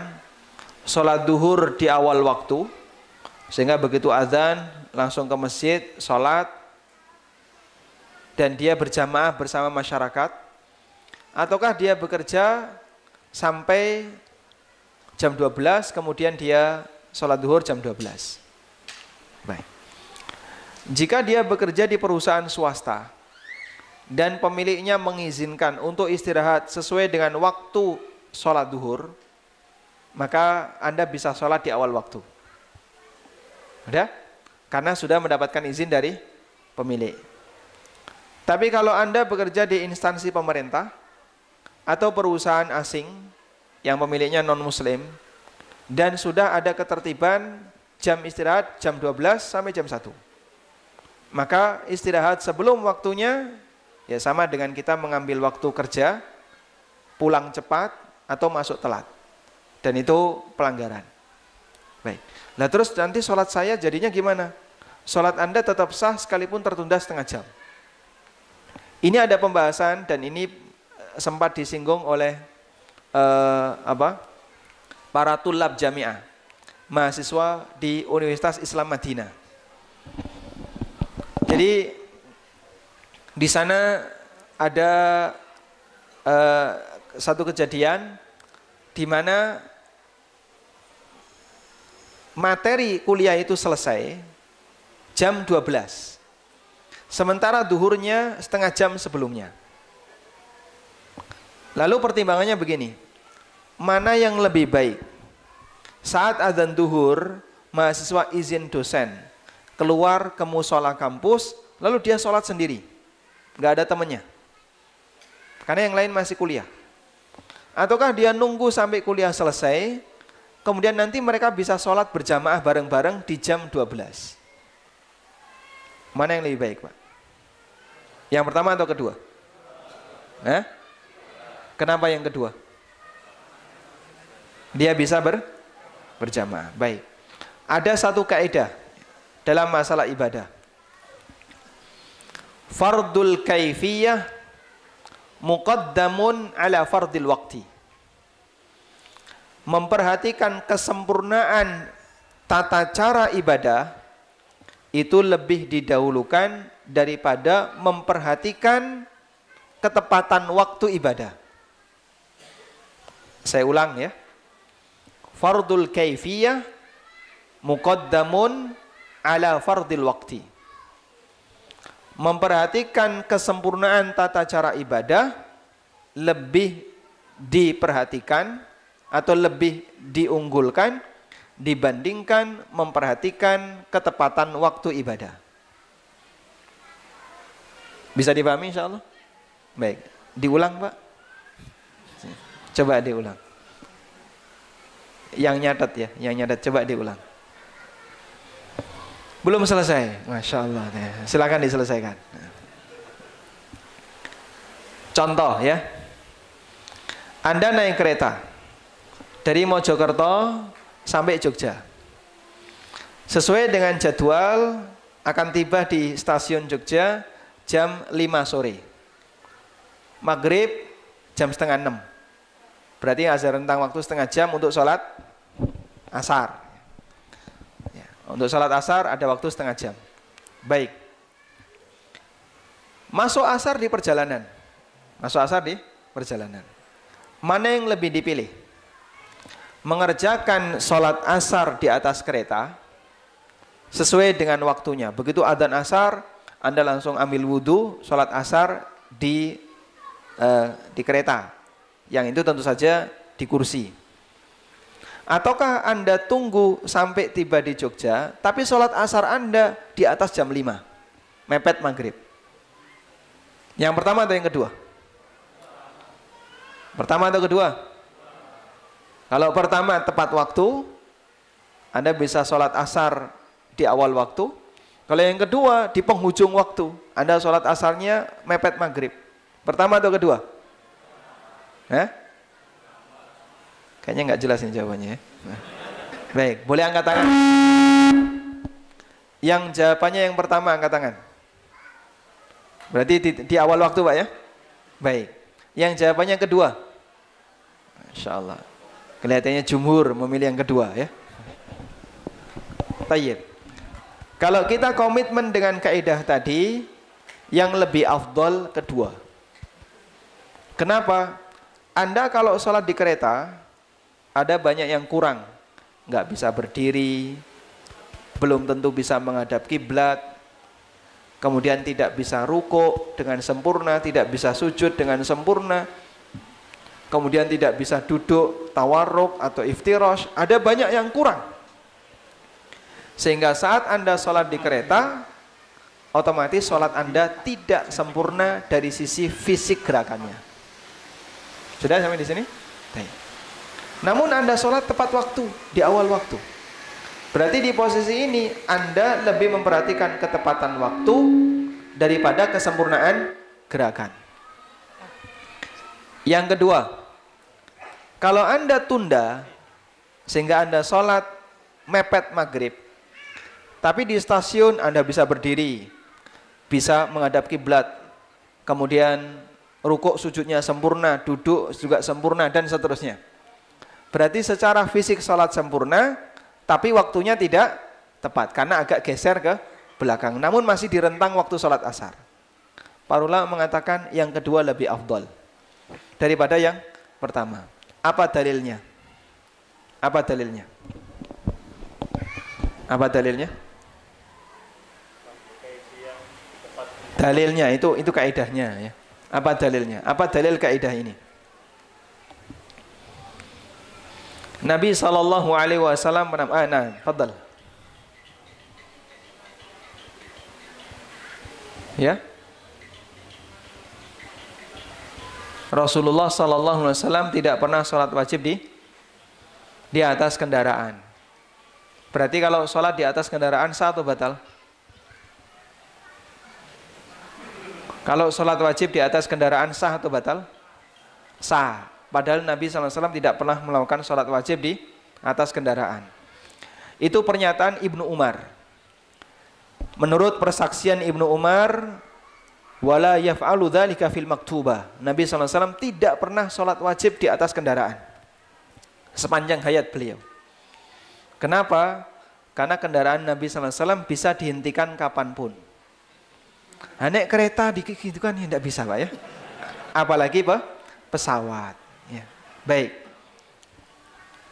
Nah sekarang kalau kita dalam situasi seperti tadi, lalu kita lebih mementingkan kesempurnaan ibadah daripada ketepatan waktu, apa yang menjadi landasannya? Rasulullah sallallahu alaihi wasallam bersabda, la salata bihadrati ta'am wala huwa yudafi'uhul akhbathan. Rawahu Syaikhan. Tidak ada salat ketika orang sedang menahan ingin buang air atau punya keinginan untuk mengkonsumsi makanan, sementara makanan sudah dihidangkan. Artinya begini, Anda ketika mau berangkat sholat, makanan sudah dihidangkan, qomat terdengar. Iqamah terdengar. Pilih mana? Nekat sholat atau makan? Hah? Nekat sholat atau nekat makan? Masya Allah. Udah paham gitu kok. Kenapa Anda pilih makan? Hah? Agar tidak kepikiran. Lebih baik sholat mikir makan atau makan mikir sholat? Hah? Lebih baik makan tapi mikir sholat daripada sholat pinggir makanan. Baik. Salah satu di antara ilahnya betul sekali. Jadi ketika Anda nekat sholat, dikhawatirkan sholatnya nggak sempurna. Kenapa? Kepikiran makan. Sehingga ketika dia takbiratul ihram, dari mulai takbiratul ihram sampai salam, sing dieling-eling jengkol. Nah, itu membahayakan sholatnya. Akhirnya dia bayangkan ya, sambil idune kemocor gitu kan ya, ngelek itu bola balik ngelek itu, karena dia mikir makanan jamaah. Maka sholatnya jadi tidak berkualitas. Karena itu Nabi SAW minta selesaikan dulu. Silakan kamu makan, meskipun nanti kamu akan telat ketika berangkat sholat. Tapi jangan dibiasakan ya. Mosok bendino kaya ngono. Ya. Itu sifatnya insidental. Termasuk juga ketika pengen buang hajat. Qomat terdengar, tapi pengen ke belakang. Dan Anda kalau sudah di belakang, Masya Allah, Raisa dinteni Pak. Ya, karena biasanya plus update status. Suwe banget. Ya. Otomatis begitu keluar toilet, sholat sudah selesai di masjid. Sehingga Anda telat. Datang ke masjid, wis do bubar, bahkan wis dikunci. Anda bisanya sholat di luar, di teras. Telat waktu, tapi lebih sempurna, pikirannya tidak terganggu, itu lebih diutamakan. Mafhum insyaallah. Karena itu sebaiknya ditunda sehingga nanti semua karyawan selesai kerja, istirahat jam 12 bisa berjamaah. Sholatnya akan lebih sempurna daripada sholat sendirian di awal waktu tapi tidak berjamaah. Wallahu a'lam. Nah, silahkan Bapak. Masya Allah. Korupsi waktu. Nah.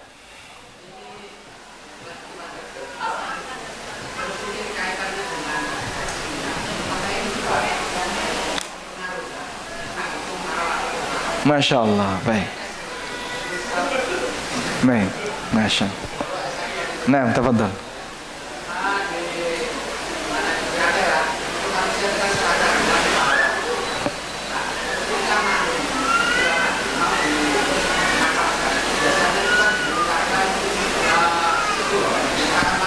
Nah.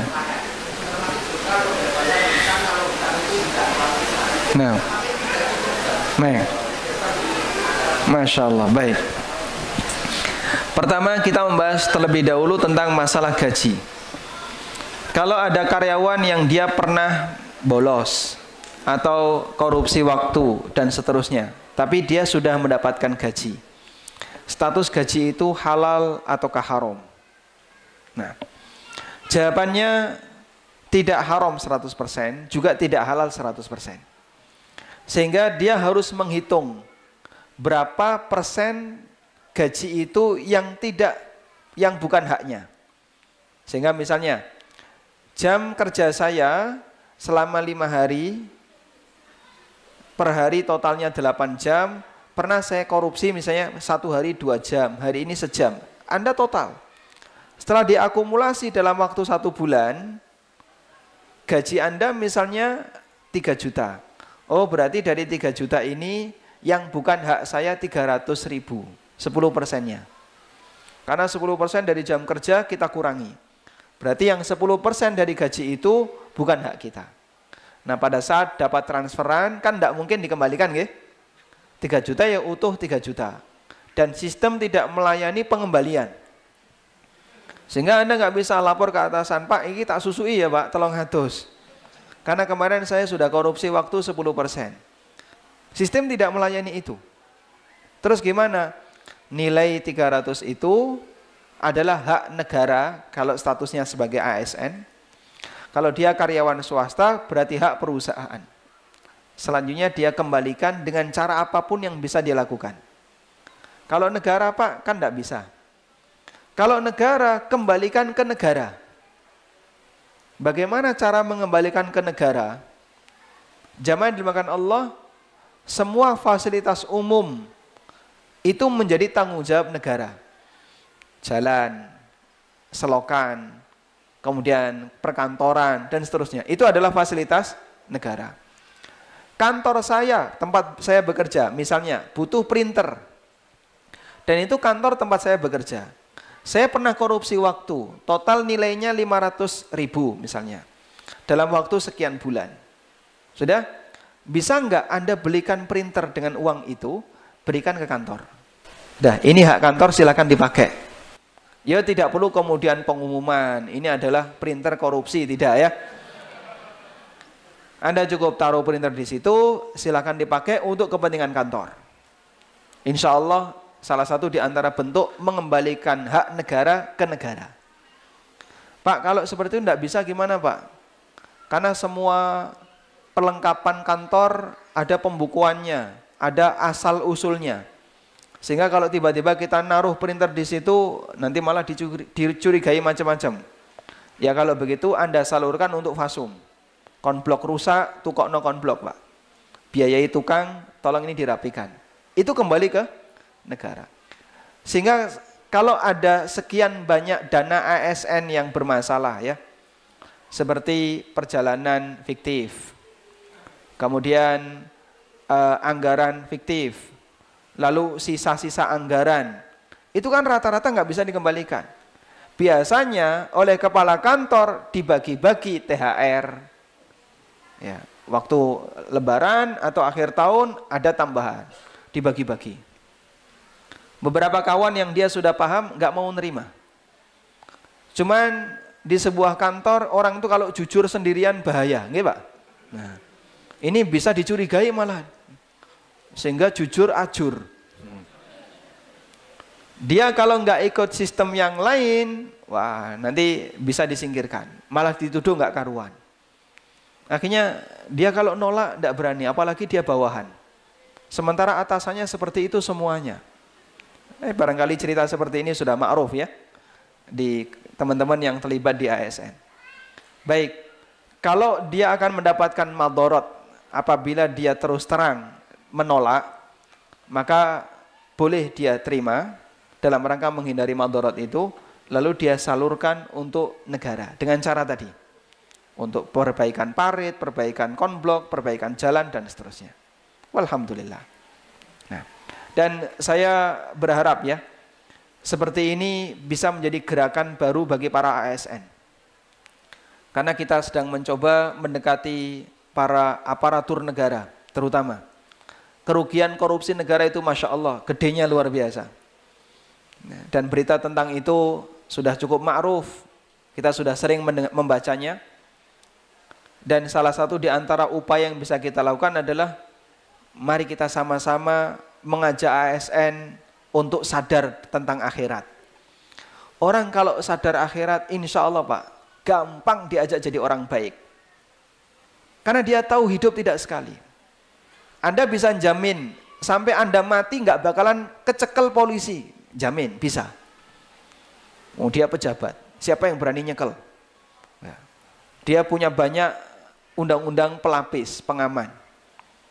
Sehingga bisa jadi dia mengambil hak negara, tapi dia aman sampai dia mati. Bahkan bisa jadi dia adalah orang yang membuat undang-undang itu. Dia aman sampai mati. Ya, tapi hidup tidak sekali. Anda bisa aman ketika di dunia. Namun Allah tidak akan pernah melupakan kezaliman. Salah seorang teman cerita seperti ini. Ini teman badminton ya. Jadi teman saya punya teman badminton. Saya bukan atlet badminton, bukan ya. Teman saya itu cerita, dia punya kawan teman badminton baru saja pensiun. Terus beli Pajero. Nah, ditanya, "Loh Pak, mobilnya anyar ya Pak ya?" "Alhamdulillah Mas, ge iso tuku." "Lah kok gak get mbiyen Pak? Kok enggak sejak dulu beli Pajero?" "Rawani Mas." Nggak berani. Selama dia masih aktif kerja, berstatus sebagai aparat, nggak berani Pak beli mobil mewah itu nggak berani. Kenapa? Karena dia takut diaudit. Ini duit asalnya dari mana? Kenapa kok kamu bisa beli ini? Asalnya dari mana? Kemudian penyalurannya untuk apa? Dia takut itu. Subhanallah. Coba kalau dia mati sebelum pensiun Pak. Andaikan dia kumpulkan duit untuk beli Pajero itu dari hasil yang haram, sampai di akhir penghujung dia belum bisa menikmati, mati. Wong rencana dia baru bisa beli setelah pensiun. Sebelum pensiun dia mati. Yang menikmati anaknya, yang nanggung dosa dia. Subhanallah. Dan kasus seperti ini ternyata cukup banyak. Makanya banyak di antara mereka ketika membeli aset itu atas nama tonggone, ini atas nama koncone, tuku neng kono neng ado, nggak bisa menikmati, cuman bisa mengumpulkan. Kenapa harus takut? Kalau emang itu uang halal, terus terang. Bukti kalau itu uang panas, duit masalah, duit demit hilang dimangan, ya, jin, ya.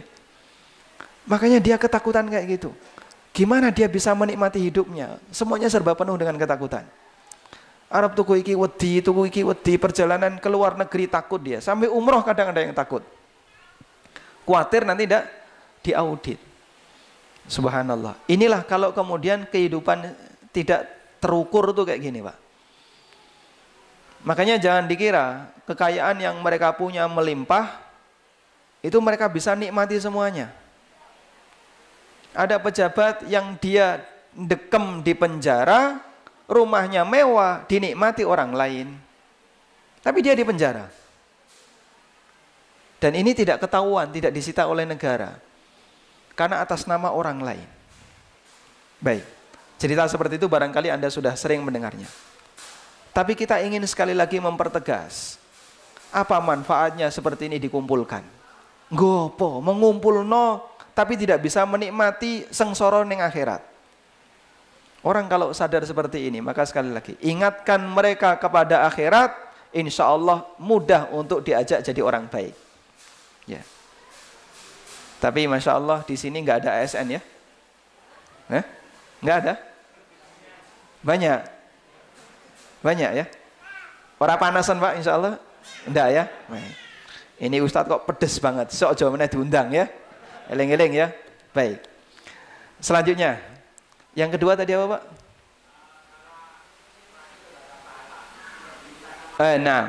Rakus dengan pahala. Kita punya tradisi kalau jenazah itu sebelum dimakamkan kan ada pengumuman. Ya, bagi para pentakziah barangkali ada sangkut paut utang piutang, mohon untuk segera diselesaikan dengan menghubungi ahli waris, nyebut anak-anaknya. Kemudian tolong dimintakan maaf kalau ada kesalahan dari jenazah dan seterusnya. Apa itu tidak cukup? Masalahnya begini, apakah semua orang yang dizolimi hadir ketika itu? Ataukah masih banyak orang yang dizolimi di tempat lain yang dia tidak mendengar kematiannya?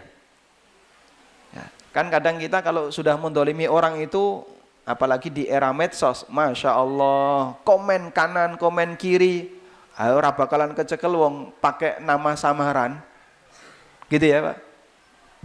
Sehingga kenapa orang kalau di medsos itu lebih berani, begitu didepi, ya rawani. Tapi kalau di medsos, wah masya Allah, lengantem gak karuan. Tapi ketika sudah dihadapi, dia nggak berani, dia menghindar.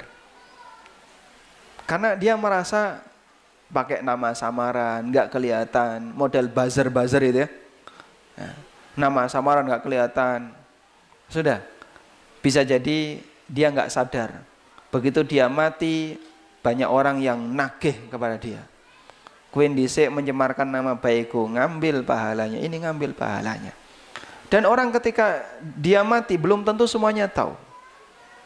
Maka hati-hati dengan kedzaliman. Dan belum tentu ketika sudah disampaikan seperti itu, semua yang dizalimi ridho. Nah itu masalahnya. Kan sampai kayak gini nggih.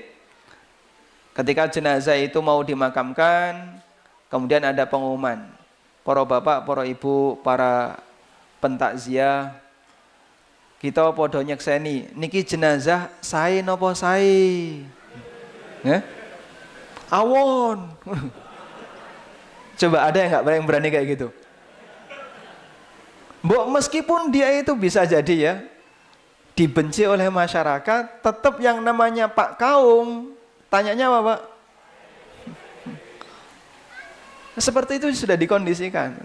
Lah jawabannya wes diseragamkan kayak gini. Karena sifatnya hanya di permukaan.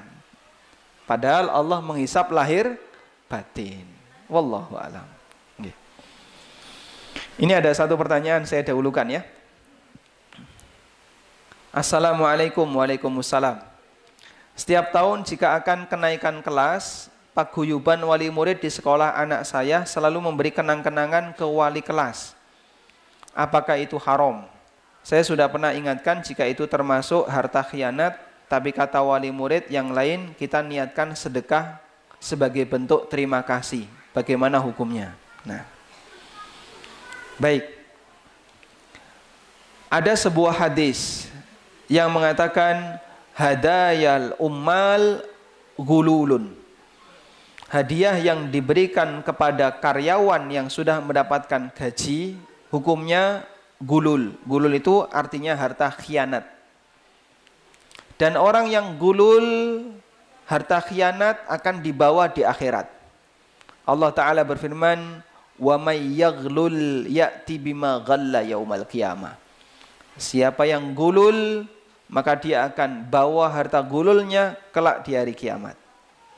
Ya, sehingga yang dulu pernah korupsi watu, ya nanti gendong watu. Ya. Korupsi aspal, ya gendong aspal. Korupsi apalagi?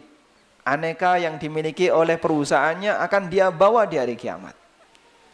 Maka orang yang gulul itu nanti dipermalukan oleh Allah dengan ditampakkan harta yang dia korupsi. Masya Allah. Sehingga bisa jadi orang lain nggak tahu. Begitu di hari kiamat ngerti, duh, dhisik bapak kan duwe jadwal khatib ning masjid, kok saiki kaya ngene, Pak. Itu khatib dia di masjid, tapi dia koruptor. Mungkin nggak kayak gitu, Pak? Bagi masyarakat, dia punya peran, dia punya fungsi, dia punya jabatan, dia punya status sosial. Orang nggak berani karena menghormati orang ini. Ternyata dia yaumil qiyamah, dia dipermalukan oleh Allah. Semua orang lihat, oh tak kirane dhisik iki wong apik, saiki ternyata kok kaya ngene. Makanya hari kiamat adalah hari yang sangat memalukan dan menakutkan. Nah, karena itu jamaah, termasuk di antara gulul adalah ketika klien dan kliennya sekolah adalah wali murid memberikan hadiah kepada guru, termasuk wali kelas. Sehingga yang seperti ini hukumnya nggak boleh. Karena itu baik ini datang dari paguyuban maupun pribadi, hukumnya dilarang. Baik. Di sekolah saya juga ada sekolah yang dikelola oleh yayasan. Kalau ada orang mau ngasih seperti itu, kami sampaikan. Yang berjasa bagi murid bapak, bagi murid yang berjasa bagi anak bapak, anak ibu, itu bukan cuma guru. Ya, bukan cuma guru, satpamnya juga berjasa. Tukang kebersihan juga berjasa, admin yang di kantor juga berjasa. Nanti wali kelas berjasa, kepala sekolah berjasa, tukang masak berjasa. Yang berjasa banyak. Nek dikai kabeh ra apa-apa.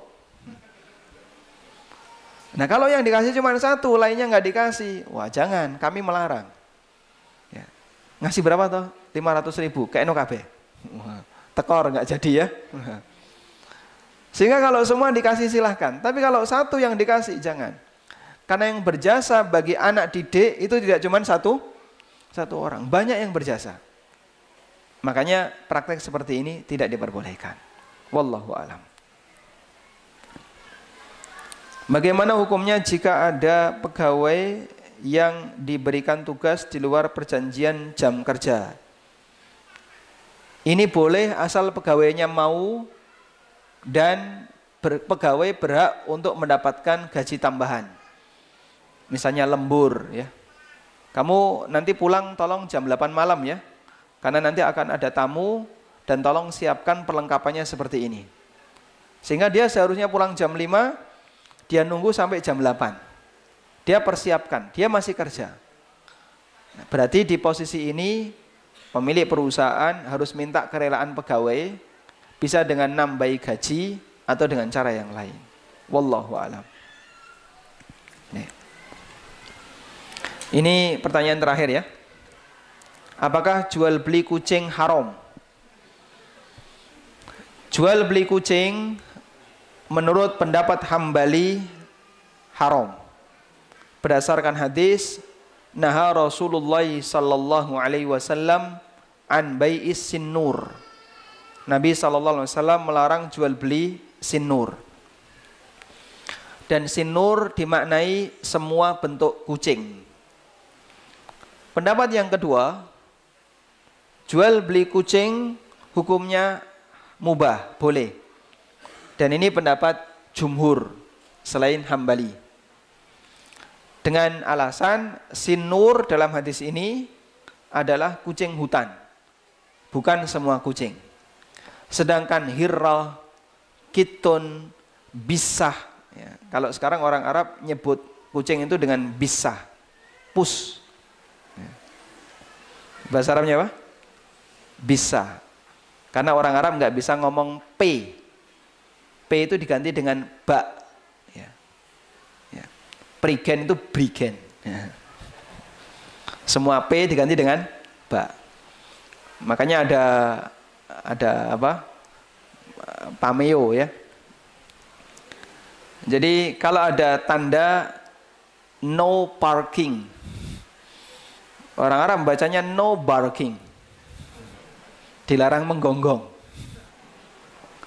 Padahal kan no parking, dibaca no barking, karena mereka nggak bisa baca P. Ya, masing-masing logat beda-beda ya. Kalau orang Jogja nggak bisa baca za, jadinya ya. Ustadz Yayit. Nah, karena za dia nggak bisa, bisanya jadi ya. Idza yulyilatil ardu yilyalaha. Ya, sama dengan orang Sunda nggak bisa apa? F, fitnah. Nah, sinur kok jadi terlalu jauh nih ya. Sinur itu dipahami oleh jumhur sebagai kucing hutan, sedangkan kucing yang lain nggak masuk. Kalau misalnya haram, apakah boleh diganti akadnya dengan kata-kata mengganti biaya uang makan kucing? Nah, ini sama saja, tetap dilarang. Ini ada kasus ya. Jika Anda komitmen dengan mazhab Hambali yang mengatakan bahwa jual beli kucing dilarang, bagaimana kalau bukan jual beli pakai uang, tapi ganti biaya pangan, biaya makanan? Gini aja, kucing ini silakan kamu ambil, nggak usah dibayar, gantikan saja dengan makanannya 1 kilo. Lalu dikasih makanan 1 kilo, kucingnya dibawa. Ini sama dengan jual beli, namanya jual beli barter. Kan podo wae, Pak. Sehingga hukumnya tetap dilarang. Jual beli barter namanya baik muqayyadah. Sehingga baik dengan menggunakan muqayyadah, jual beli barter, maupun jual beli pakai uang, semuanya dilarang jika Anda mengikuti pendapat Hambali. Wallahu ta'ala alam, wa sallallahu ala nabiyyina Muhammadin wa ala alihi wa sahbihi wa sallam, wa akhiru da'wana alhamdulillahi rabbil alamin. Subhanakallahumma wa bihamdika asyhadu an la ilaha illa anta astaghfiruka wa atubu ilaik. Wassalamualaikum warahmatullahi wabarakatuh.